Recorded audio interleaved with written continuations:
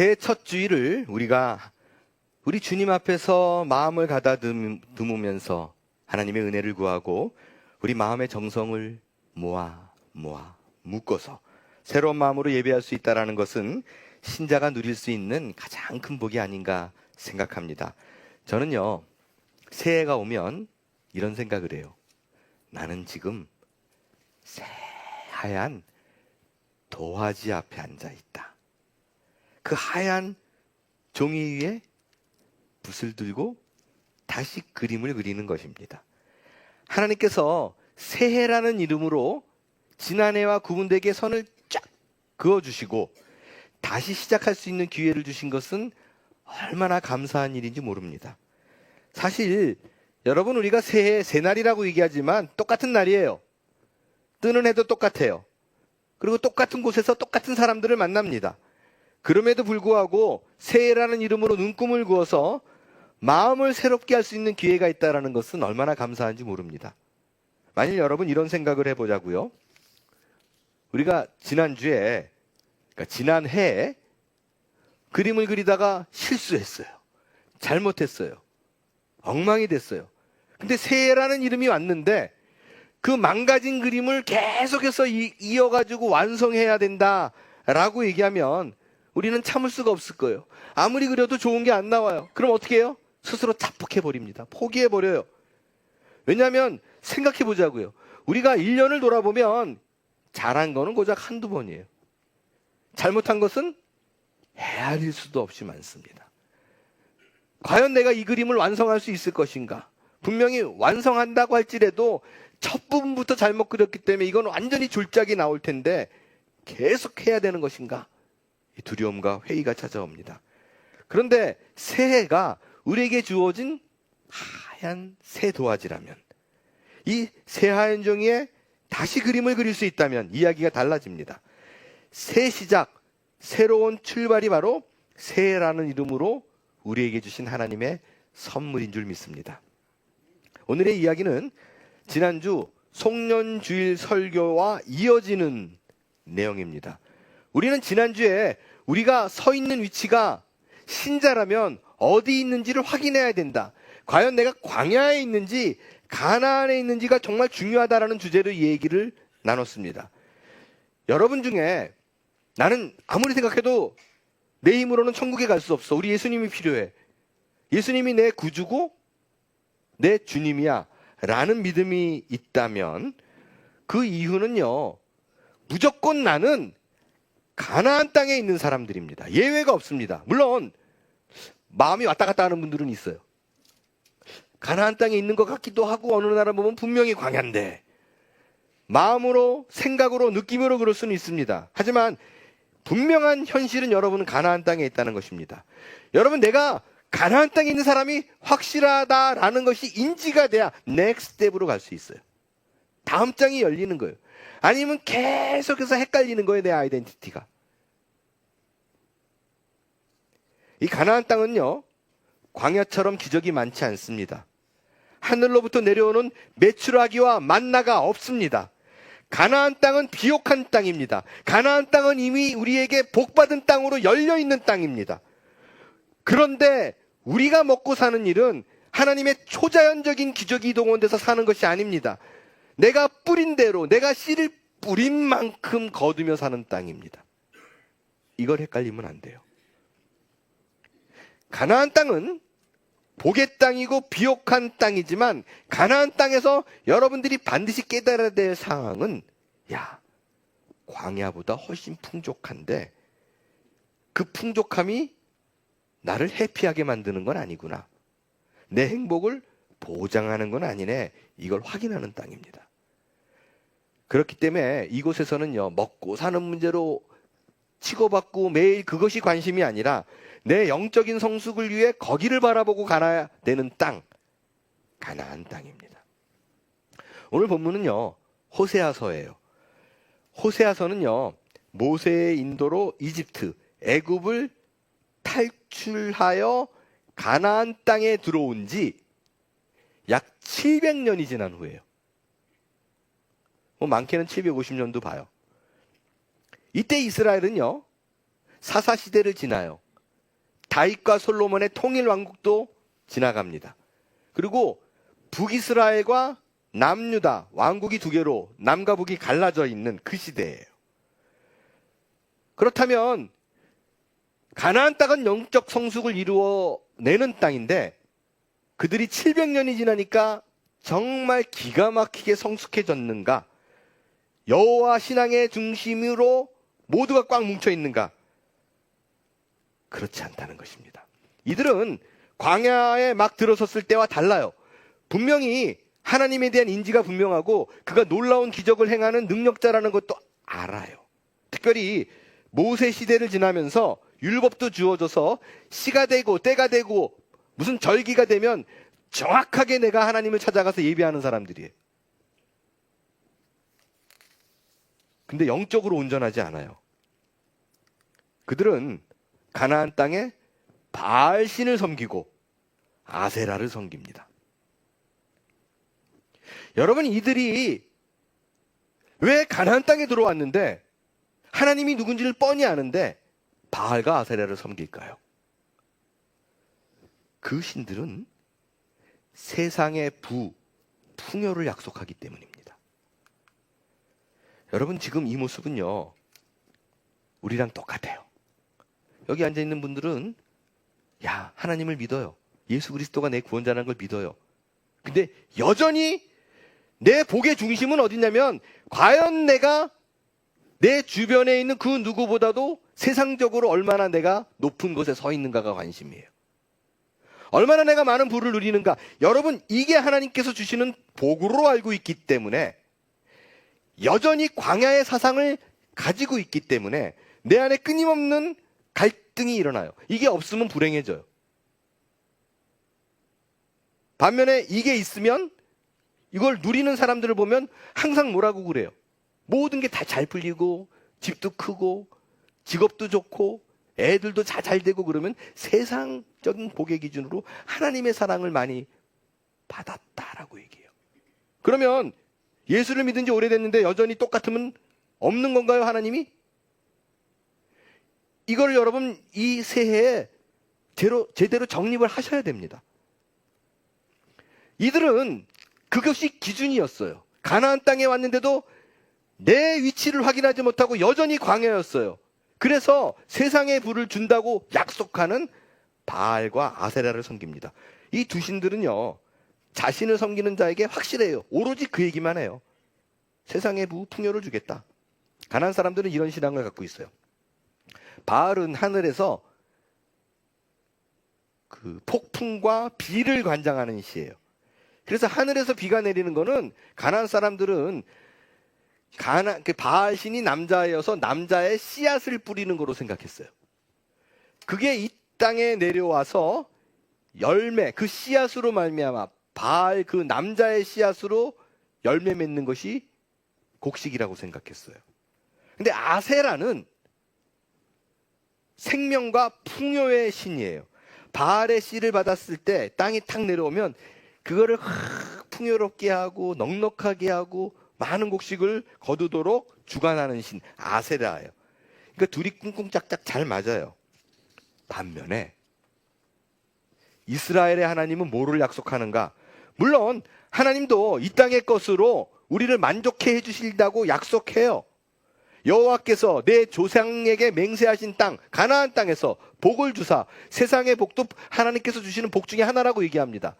내 몸의 소생과 그러니까 자녀를 많이 낳아준다는 거죠. 가축의 새끼, 짐승들이 많아지고 토지의 소산, 곡식물이 많아지게 한다. 하나님께서 복이라고 얘기해요. 그것도 준다라고 약속합니다. 그러나 이러한 세상의 것들이 우리가 궁극적으로 추구하고 바라보고 나아가야 될 목표요, 골이라고 얘기하지 않아요. 그게 복이다. 그게 궁극적으로 내가 너에게 말하는 최종의 복이다라고 얘기하지 않는다라는 거예요. 하나님께서요, 우리에게 계속 지속적으로 말씀하시는 복은 뭐냐면요, 그 놀라운 하나님과 나와 맺는 관계적인 복이에요. 남들은 주종이에요. 다른 신들은. 그러나 하나님은 너는 내 자녀이기 때문에 결코 너를 버리지 않고 떠나지 않는다. 함께 한다는 게, 그걸 깨닫는 게 최종의 복입니다. 하나님께서요, 이들을 애굽 땅에서 불러낸 이유는 단 하나예요. 그들과 함께하기 위해서다. 그래서 불렀대요. 여러분, 새해에 이 믿음이 있으면 우리는 살아날 거예요. 하나님께서 우리가 처한 그 어떤 환경과 조건 속에서도 버리지 않겠다, 같이 있는 거다, 야 내가 옆에 있어라는 걸 알게 되면 목적 자체가 같이 있기 위해서 부른 거래요. 이게 어떤 복보다도 강한 복입니다. 하나님께서 함께 하신다는 그 복은요, 옆에 물질이 있으나 없으나 상관없이 내가 느끼는 말할 수 없는 평안이에요. 쏟아져 내려오는 어떤 조건 속에도 상관없는 그런 평화. 이 복이 우리가 추구해야 되고 우리가 궁극적으로 얻어낼 복이라는 것입니다. 특별히요, 바알과 아세라 신들이요, 가나안 사람들에게 약속하지 않는 게 있어요. 그건 뭐냐면 풍요롭게 하겠다, 부유하겠다라고 얘기하는데 이 땅으로 끝이에요. 죽음 이유를 말하지 않습니다. 여러분, 이들의 문헌 그 어디에도요, 죽음 이후, 사후에 대한 얘기는 찾아볼 수 없어요. 이들의 신앙에는요, 사후에 대한 구체적인 체계의 교리가 전혀 없어요. 근데 이 사후에 대한 얘기가 별로 없다, 구체적이지 않다, 이건 바알과 아세라뿐만 아니에요. 고대 근동지역, 그러니까 메소포타미아를 포함해서 그때 있는 모든 이방신들은요, 다 이 땅이에요. 심지어 히브리인들도 여러분 그 시편 읽어보면 스월이라는 표현이 있어요.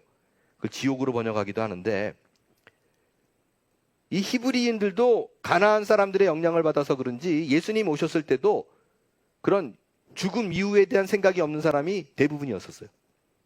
그래서 부활이 있느냐 없느냐로 싸우고 그러는 거예요, 자기들끼리. 바리새인 사두개인들이. 이들이 갖고 있는 건요, 그러니까 모트, 죽음의 신, 모트라는 신은 있어요. 근데 죽여서 그냥 어둡고 침침한 물리적인 곳으로 데려가는 거예요. 근데 이것도 어떻게 가면 된다, 뭐 이런 얘기도 없어요. 이 이방 종교에서는 사후에 대한 얘기가 왜 없을까요? 여러분, 왜 없을 것 같아요? 그 신들은 죽은 후에는 본인이 책임 못 져요. 그래서 없는 거예요. 하지만 하나님은 영혼을 약속합니다. 하나님은 이 땅에 잠시 거쳐가는 물리적인 축복을 넘어서 영적 구원, 영원한 생명, 그리고 하나님 나라는 더 큰 복으로 이스라엘 백성에게 약속합니다. 이 약속의 구체적인 성취가 예수님이 이 땅에 오신 거예요. 예수님이 오셔서 뭐라 그래요? 내 아버지의 뜻은, 하나님의 뜻이 있대요. 아들을 보고 믿는 자마다 뭘 얻어요? 영생을. 여러분, 이거는 당시에 가나안 땅에 사는 사람들에게는 없는 개념이에요. 죽지 않고 죽어도 영원히 산다? Eternal life? 없는 개념이에요. 그러니까 전혀 생소합니다. 마지막 날에 내가 이를 다시 살리리라. 죽어도 산다? 이건 없는 개념이에요. 그러니까 사람들이 헷갈리는 거, 이게 무슨 소리인지. 이거를 계속 얘기합니다. 예수님만이 죽음 이유를 약속합니다. 그리고 추구해야 될 나라가 이 땅이 아니라고 얘기해요. 그래서 자꾸 제자들이 이 땅의 가나안 신들의 영향을 받아가지고, 그때는 뭐라 그래요? 내 나라는 이 땅에 속한 게 아니래요. 여러분, 이 구절 요한복음 18장 36절처럼 분명한 게 없어요. 우리가 추구해야 될, 가나안 땅에 있다면 가야 될 목표는 이 땅을 지나서예요. 근데 계속해서 얘기를 해도 이 땅에 누가 얼마나 받았나? 하여간 나는 쟤보다 더 많아야 돼요. 내 목표, 쟤보다 더 많이 주세요. 이게 우리를 끊임없이 괴롭혀요. 이게 복이라고 생각하기 때문에 누가 더 받았냐, 그 복으로 저울질하게 되고, 우리가 원하는 것이 주어지지 않으면 하나님 앞에 원망이 생기는 거예요. 보세요, 예수님은요 막 공격하잖아요. 대항하지 않아요. 싸우지 않아요. 왜죠? 딴 게 아닙니다. 내 나라는 이 세상에 속한 것이 아니기 때문이래요. 생각해봐라. 내가 이 세상에 속한 것이라면 천사들 다 불러가지고 다 부숴버릴 수 있어. 내가 안 하잖아. 이건 잠깐 지나가는 거야. 우리가 궁극적으로 가야 될 나라가 따로 있다라고 얘기해요. 여러분, 새해에 이 말씀이 여러분에게 깊이 뿌리 내릴 수 있게 되길 바랍니다. 세상적인 거 자꾸 복으로 생각하고 추구하지 마시고 영적이고 영원한 것을 추구하는 삶, 그게 가나안 땅에 서 있는 사람들이 바라봐야 될 대상입니다. 그게 복인 줄 알아야 오늘 내가 누릴 수 있는 거예요. 자, 그럼 여기서 우리가 이런 마음이 들어요. 여러분, 제가 지금 선포했어요. 예수 그리스도를 주로 믿으면 다 가나안 땅에 있다. 그래서 여러분들 걱정 안 해요? 고민 안 돼요? 아니잖아요. 그러니까 헷갈리는 거예요. 내가 자꾸 광야에 있는 것 같아. 근데 생각을 해보면 나는 분명히 죽으면 내 힘으로 천국 갈 수 없다라는 걸 너무나 잘 알아요. 그래서 예수님이 필요하다는 생각도 머릿속에 있어요. 그가 내 주인이라는 걸 알아요. 근데 렌트비 못 내면 불안해요. 미치겠는 거예요. 누가 아프다 그러면 걱정이 덜컥 내려앉아요. 그러니까 자꾸 헷갈리는 거예요. 내가 가나안에 있는지 광야에 있는지. 근데 그게 구할 게 아니래.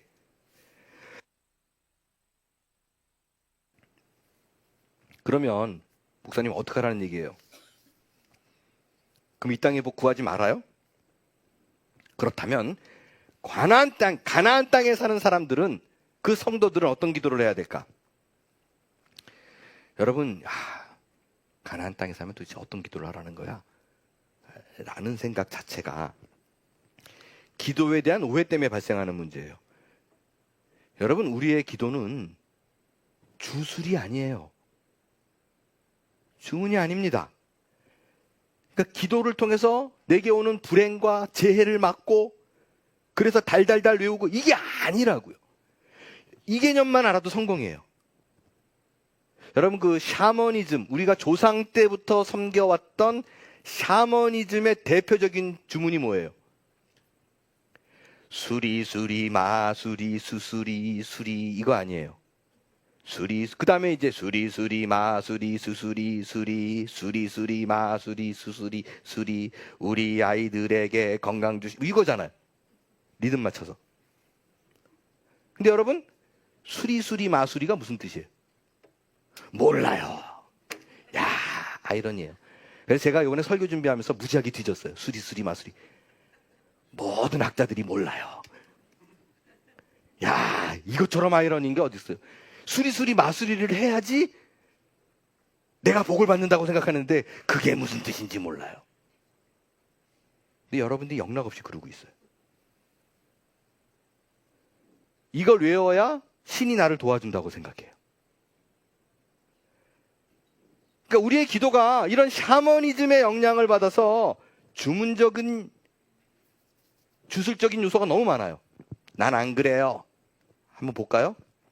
자, 꼬집어 볼까요? 안 그런 분들이 많으면 좋은 거예요. 내가 이루고 있는지 한번 생각해 보세요. 여러분이 기도의 제목이 있어요. 쭉 적어놨어요. 근데 고르고 5개가 있어요. 이거를 어느 자리든지 간에, 그것이 교회이든 기도하는 자리든 아니면 집안에서 마련한 내 공간이든 간에 딱 들어앉아가지고 1번, 2번, 3번, 4번, 5번인데 계속해서 반복해요. 1번부터 기도하고 5번 다시 왔다가 1번부터 이렇게 해서 5번. 왜 이렇게 기도해요? 내 소원이 있다면 그거를 지극정성으로 오랫동안 해야 효과가 있다고 생각해요. 그러니까 이건 또 이런 뜻이 아니에요. 기도를 그래서 오래 하면 안 되나? 아니, 오래 해야 돼요. 근데 오래 해야 되는 게 계속해서 같은 기도 제목을 반복해가지고 시간을 채워서 오래 하는 게 아니라, 기도의 자리에 나오면 하나님한테 할 얘기가 너무너무 많어. 우리 그 딸내미들 나갔다 학교 갔다 들어와가지고 조잘조잘 막 따라다니면서 얘기하듯이, 내가 하나님 앞에 기도하러 나가면 너무너무 할 얘기가 많아요. 이 얘기도 하고 싶고 저 얘기도 하고 싶고 이것도 궁금하고 저것도 궁금하고. 그래서 시간이 길어져요. 그거는 대박. 그렇게 길게 하는 거는 적극적으로 추천할 만한 얘기예요. 하면 할수록 좋은 거예요. 근데 하고 싶은 얘기가 많아서 오래 하는 게 아니라, 기도 제목 몇 가지를 놓고 반복적으로 해가지고 이게 얼마나 나한테 애간장을 태우는가를 표현하고 싶고 엉덩이 오래 붙여서 앉아있으면 그 소원이 이루어진다고 생각하는 거. 기도 많은 사람이 모이는 자리에 나오면 이것도 경쟁이에요. 쟤보다 오래 해야 돼. 하나님 앞에 뭘 보이고 싶어요? 나는 끝까지 남은 자입니다. 기도하다가 일어나야지. 아직 앉아있네. 또. 여러분, 기도의 응답은 내가 기도하는 양과 비례한다라고 생각하기 때문에 내가 기도하는 양으로 누구에게도 지지 않으리라 라는 생각으로 계속 같은 기도해요. 이게 바로 주문이에요. 예수님이 이 문제를 정확하게 이렇게 얘기했어요. 마태복음 6장 7절. 내가 또 기도할 때 이방인과 같이 중언부언하지 마. 중언부언이 뭐예요? 중언부언. 한 말 또 하고 한 말 또 하고 자꾸 반복하는 거. 그거 하지 말라는 거예요. 여러분, 중언부언 한 말 또 하고 한 말 또 하고 그러는 게 왜 그러냐면 불안한 거야. 들을까 안 들을까 봐. 그래서 그렇게 하는 사람들의 이유, 말을 많이 하여 들으실 줄 생각하느니라. 통제라. 그건 여러분 이방인이 하는 기도예요. 제가 목회를 하다 보면 진짜 많이 받는 질문이 있어요. 한 1년에 한두 번은 꼭 받는 것 같아요. 이런 거죠. 목사님, 제가요 지금 너무너무 어려운 거 하는데 있어요. 이렇게 상황이 이렇고 너무 근데 애매해요. 이걸 하나님 앞에 놓고 기도하고 싶은데요. 어떻게 기도해야 돼요? How to pray를 물어요. 이거 정말 어마어마하게 많이 받는 질문이에요. 여러분, 내가 이걸 어떻게 기도해야 돼요? 라는 그 생각 자체가 기도를 내 소원을 따내기 위한 효과적인 수단으로 생각하는 거예요. 어떤 방법으로 접근해야 하나님을 감동시킬까가 있는 거예요. 그건 이방인이 하는 기도예요. 기도는 우리의 기도, 주님께서 우리에게 가르쳐 주신 기도는 정말 단순해요. 하나님과 대화하는 거예요. 그냥 두서 없어도 돼요. 그래도 무슨 말 하는지 하나님이 알아요. 내 생각을 그냥 말하는 거예요. 그냥 무슨 말을든 막 하면서 그냥 정리하셨죠? 기도해요. 하나님의 생각을 좀 알고 싶고 내가 뭘 해야 되는지도 좀 말 듣고 싶기도 하고 내가 이거 필요해서 죽겠으니까 어떡할 거예요, 하나님? 좀 채워주세요. 내 필요를 말하는 거예요. 우리의 기도는 정해진 방법과 룰이 없다고요. 우리가 일반적으로 알고 있는 손가락 기도가 있어요. 기도하는 방법. 첫 번째 찬양하고 회개하고 감사하고 중보하고 그 다음에 내 기도를 해야 된다. 이거는 기도가 진짜 뭔지 아예 모르는 사람에게 기도가 이렇게 좀 해보라고 돕기 위해서 하는 말이지 성경에 그래야 하나님이 들어준다라는 게 없다고요. 여기에 묶여 있으면 벗어나지 못하는 사람 정말 많이 봐요. 내가 이 기도가 안 이루어진 게 원망부터 했어. 이런 거. 여러분, 기도는 내 색깔, 내 성격, 평소에 누구에게 말하는 그 스킬 그대로 하면 돼요. 평소 말투대로 하는 거예요. 그럼 하나님이 필요를 채워줄 거예요. 이렇게 말하면 또 혼동이 오는 분이 있어요. 다 보여요. 목사님, 지난주에 방금 뭐라 그랬어요? 지난주 설교에서는 내 필요를 위해서 기도하는 거는 광야에서 하는 기도라며요. 가나안 땅에서 하는 기도는 그의 나라와 의를 위해서 기도하는 거라며요. 근데 왜 오늘 갑자기 가나안 땅에서 기도를 가리키면서 아무 말이나 해도 된다, 필요를 얘기해도 된다, 왜 이런 거 하는 거예요? 여러분 헷갈리세요? 제가 요 때는 요랬다, 저 때는 저랬다 이러는 것처럼 보여요? 혹시 여러분 중에 이 목사님이 저러고 있네 라고 생각할까 봐 제가 분명히 다른 구절에서 끌어와서 이렇다라고 그러면 이 목사님 요 때는 요 말하고 저 때는 저 말하네 이럴까 봐 지난주 그 말씀을 여러분에게 그대로 보여드리면서 답을 드리겠습니다. 자, 여기 보세요. 예수를 믿는 사람들이에요. 마태복음 6장에 이 얘기를 할 적에는 믿는 사람들한테 얘기한 거예요. 제자들이에요. 너희는 그의 나라와 그의 의를 구하라고 되어 있어요. 근데 여러분, 눈에 레이저를 쏘면서 이 구절을 잘 보세요. 예수님이 그의 나라와 그의 의를 구하라고 돼 있어요. 근데 그것만 구하라고 되어 있나요? 뭐라고 되어 있어요?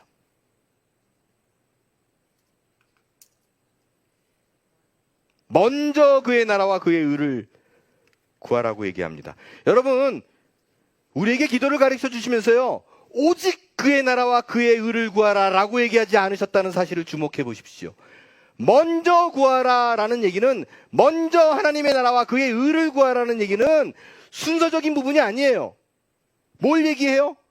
너의 모든 관심과 생각을 하나님의 나라와 의를 집중하라는 의미예요. 그게 기도의 방법을 가리키면서 순서적으로 룰을, 이게 아니라고요. 그 후에는 내 필요 구해도 돼요.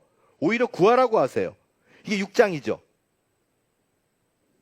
6장에 먼저 그의 나라와 의를 구하라고 얘기해요. 7장에 가면 예수님이 기도를 가리키면서 이렇게 얘기합니다. 구하라, 그리면 너에게 주실 것이요. 찾으라, 그리하면 찾아낼 것이요.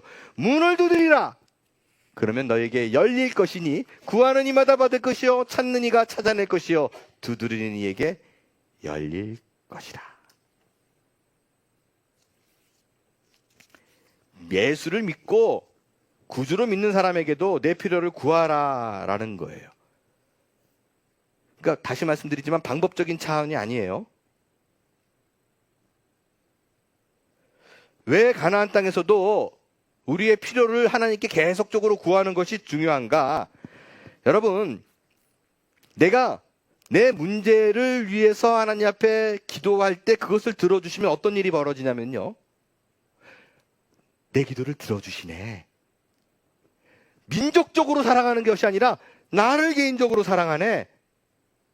여러분, 그래서요, 남이 기도하는 거를 본따 가지고 갖고 와서 하려고 그러면 안 돼요. 계속 그 사람 방법이에요. 모든 사람마다 개인적인 색깔과 성향이 다 다른데 그거를 자꾸 갖고 오면 그의 하나님이지 내 하나님이 안 돼요. 자꾸 해봐야 돼요. 그래서 그 우주의 하나님이 내 하나님인 걸 경험하기 위해서는 제일 좋은 건 내 필요를 채워주신 하나님을 만나는 거예요. 그래서요, 에스겔서에 보면 하나님께서 이스라엘 백성에게 약속해요. 너희들 다 줄 거야. 곡식 풍성하게 줄 거고 기근도 없고 가축들도 내가 풍성하게 해줄게. 약속해요. 그 약속을 먼저 다 한다니까요. Don't worry, 내가 다 줄 거야. 근데 뭐라 그러냐면요, 그래도 이스라엘 백성들이 자기들에게 이루어지기를 내게 구해라. 그래도 구해라. 줄 거야. 근데 구해야 그때 줄게. 계속 간구하면 구하도록 막 몰아가실 거예요. 그래야 개인의 하나님으로 만나니까.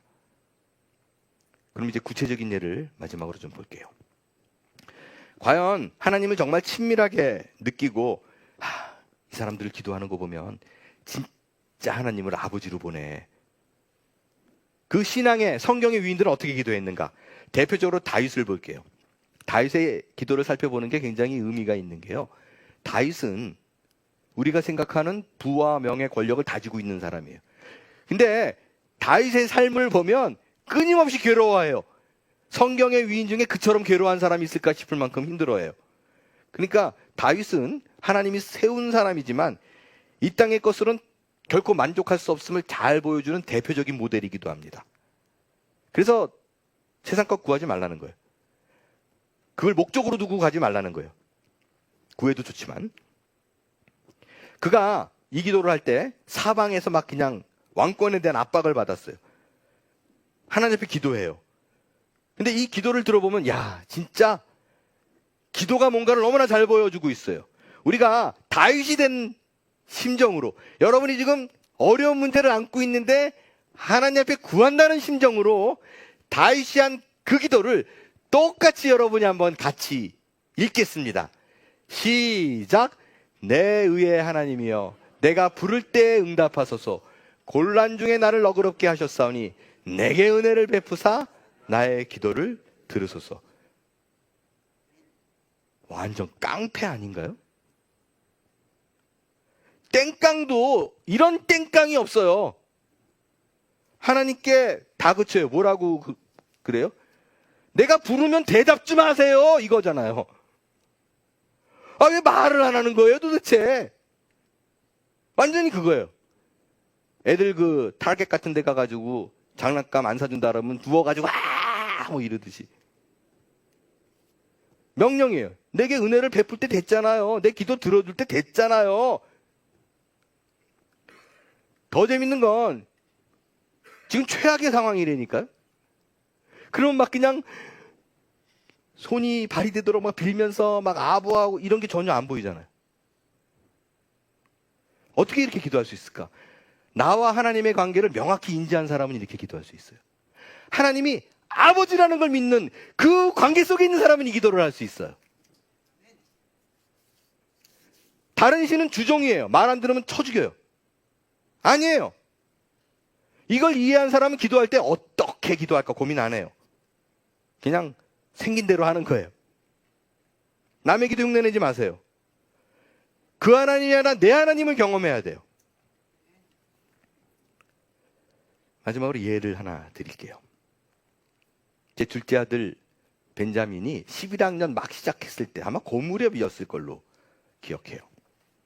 금요일이었는데 업사이드하고 키즈캐스트하고 무슨 행사가 있었어요.